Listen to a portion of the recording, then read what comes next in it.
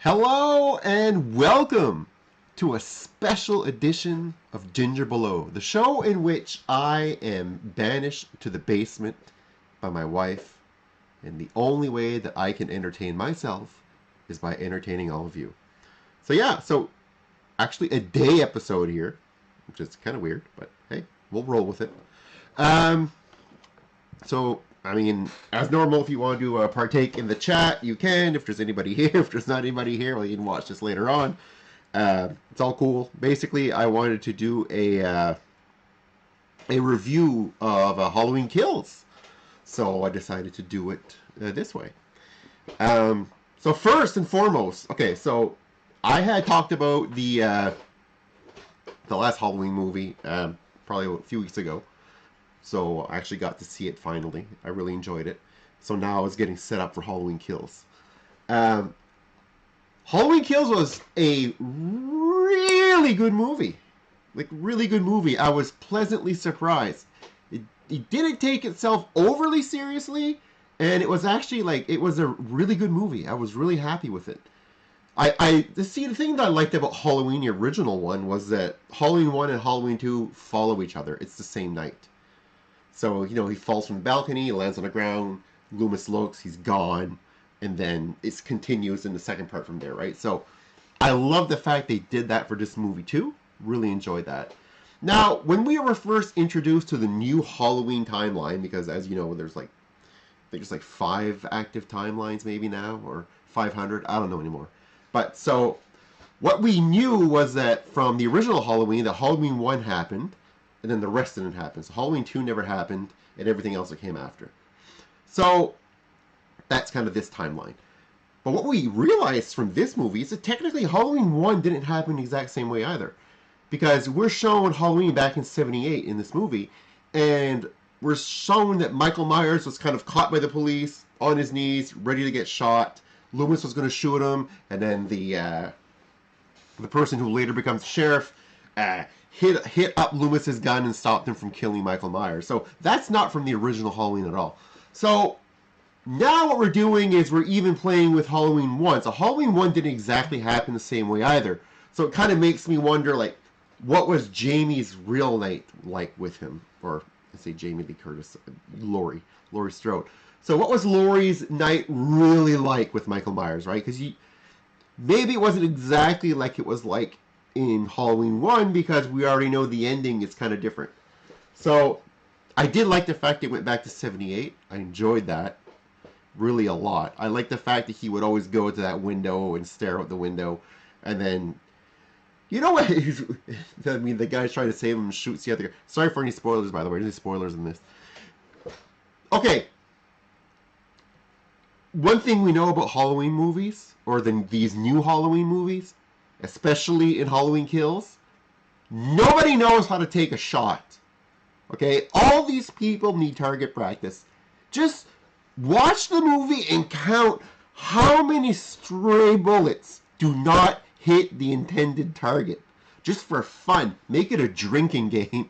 Trust me, you will be wasted by the end of this movie. It's crazy how many shots are taken by guns, and they're bad shots. People who just can't shoot straight. I was watching, I was like, holy shit. Is this it?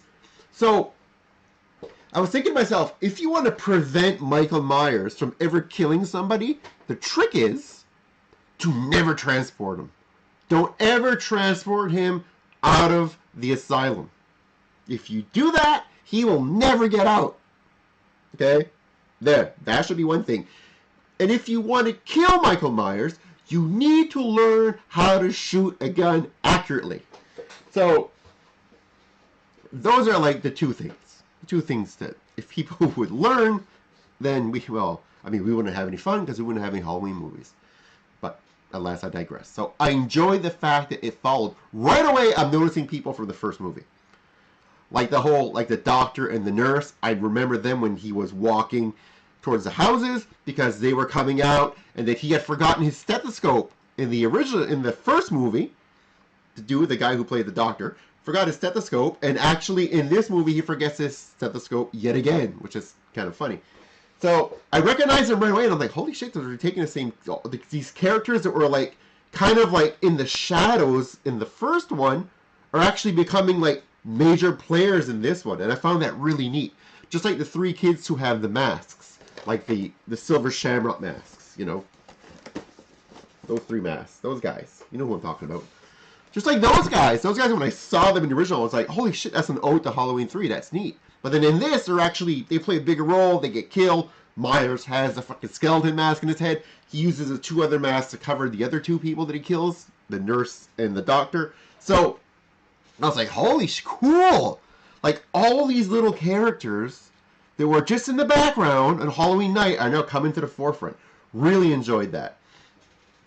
Also, like, there's a social message in this movie. It's not a massive social message, but there's a social message. And it's when the other escapee from the jail, but he gets to the hospital, and everybody's like, evil dies tonight, and people are getting all like fired up about it. Evil dies tonight. It shows you kind of like the cult mentality of people, and kind of sometimes just jumping in on a bandwagon isn't really a good thing. It's not the noble thing to do. Example, that guy was there caught between two doors. Evil dies tonight. He's caught, they get in, he jumps, and he kills himself. And why? He killed himself, like, for no reason. He wasn't the intended target, right? He wasn't Michael Myers. He may have done other shit. I don't know. I don't know why he was in the hospital. Who knows, right? He could have done other shit, too. We don't know. But, for all intents and purposes, he's at least supposed to be a sympathetic character and not being a bad character.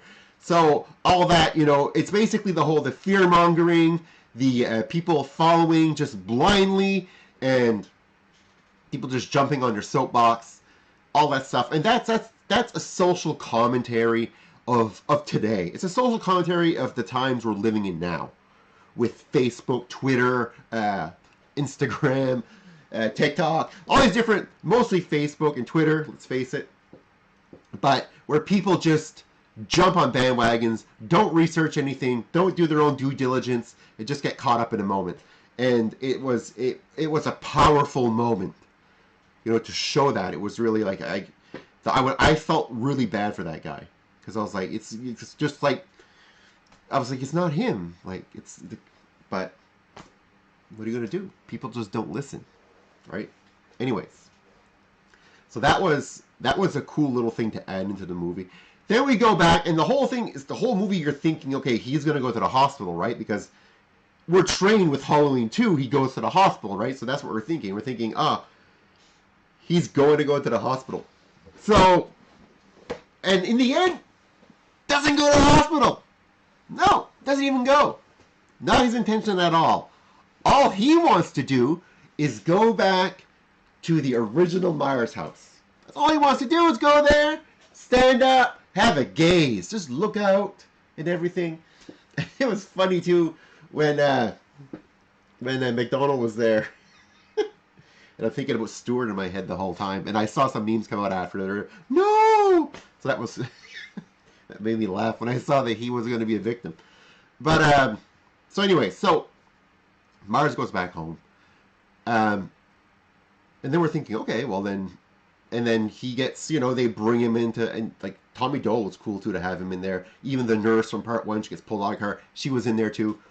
A lot of neat stuff, right, going on in this movie. And if you don't really remember these characters, go back and watch the original Halloween, and then you'll kind of go, oh, cool. Would have been cool if they would have got, what's his face there? Oh my god, Ant-Man, to do Tommy Doyle again. Oh my god, I can't remember his name. You know what I'm talking about. If they would have got him to reprise his role, but alas, they did not. I might have read somewhere where they wanted to, but I don't know. Anyways. Okay. Paul Rudd is who I'm thinking of. Alright, so now they corner him, they beat the shit out of him, they beat the shit out of Michael Myers, and you're thinking to yourself, this isn't going to end this way. And of course it does not, because you cannot kill evil, as Laurie is explaining at the hospital with the sheriff that blah blah blah. This is, he's every time he dies, or every time he's more stronger, he's no longer human, he's no longer. So I see. Dusty Bizzle! Thanks, man. Paul Rudd, you are right. Due diligence, not financial advice. Correct. Do your own due diligence. Don't trust me. Watch the movie. So, Anyways, so we see him getting attacked. Then we see him not dying. We see Jamie Lee Curtis in the hospital, and she's like, you know, this evil doesn't die and all that. And you're thinking right away, you're like, okay, he's going to get up. Exactly what he does. He gets up, he kicks some ass. It was cool to see him finally finish off Tommy Doyle, because in my head you watch that, and it's almost like when Jason, it's almost like those times when Jason confronts Tommy Jarvis. Not exactly the same, because I find Tommy Jarvis is more of a, yeah, he's more like, it's more like Jamie Lee Curtis-ish, I guess, in the Friday the 13th franchise, but still, nonetheless, it's neat to see. So he kills him. Kills all of these freaking people in one shot, just like he did with the firemen, which was freaking funny. That was a funny scene. Like, they're going in there, like, rescue 911, you know what I mean? Like, backdraft. I didn't want to save the shit out of whomever's in that house. And then he just ends up just fucking killing, just kicking the shit out of everybody out there on the lawn, too. Nobody thinks about running away, nothing. They're all there with their freaking power tools and their hoses, and there's just no chance. So Michael goes back to the house, which is what he's pre-programmed to do. It was weird that Laurie's daughter looks in the window, sees the young Michael Myers in his old clown outfit, goes inside, goes upstairs, and then Michael's there, and Michael kills her. You're setting up a third movie, obviously, because we have the main character of the whole entire franchise in the hospital who hasn't even fought against Michael Myers at all in this movie whatsoever. She hasn't confronted him at all. She hasn't even seen him. And you have the sheriff who still has the whole, I should have never let him get away. I should have never not let Loomis kill him. So you got him there. So these are like two apex characters in the franchise in the hospital, not confronted by him at all. So, you know, and then her daughter just got killed by him, so she's going to be pretty pissed. And her granddaughter is in danger because she's outside right now of the house where her mother just got killed. So you know that there's going to be another movie because it's going to continue from this one, and it's going to be great, the fact that it continues from this one. Because basically, you can put all the movies together, and you could do like just one long Halloween night. That's what it is. It's beautiful. I love that they did that. Really, I love it. It's just like the first one, the first two Halloweens, which I really like the fact it continued right away. I like that more than saying like 10 years later, 50 years later. And then, no, just, if it ends on a cliffhanger, bang, start it right there. I'm all for that. So that's what they did, which I'm really happy about. So I really, really enjoyed the movie. And when you watch it, you're going to be like, holy shit, this is cool because like this character was in the other one, but like just like in the background type thing, but now they're like a character in the foreground now, which is really neat. Really, really, really well done. So I was really, really stoked about it. And I will say that it is a great movie. I don't think these two new Halloweens have been the best Halloweens since, I would say, I'm going to push way back at the beginning of the franchise. Like, my favorite Halloween is Halloween 4. And it's just because I've seen it the most, and I enjoyed I really like the whole fact that he has a niece, and Daniel Harris, who just screams all the time, and him chasing a kid, to me, was just more scary than him chasing a babysitter, right? After that, Halloween 1 and 2, I love them, right? So this is basically after Halloween 4, 1, 2, these new movies are right there, right after those, because they are just great. Really, really, really good. And you don't even have to have watched the original ones to appreciate these, which is even more cool because some people just don't have time to go watch more movies. Yeah. All right. So those are my thoughts on Halloween Kills. So if you want to leave a comment, tell me what you thought of the movie, and yeah, I'm looking forward to seeing your comments and hearing what you guys thought about the movie. So until next time, guys, take care. Later.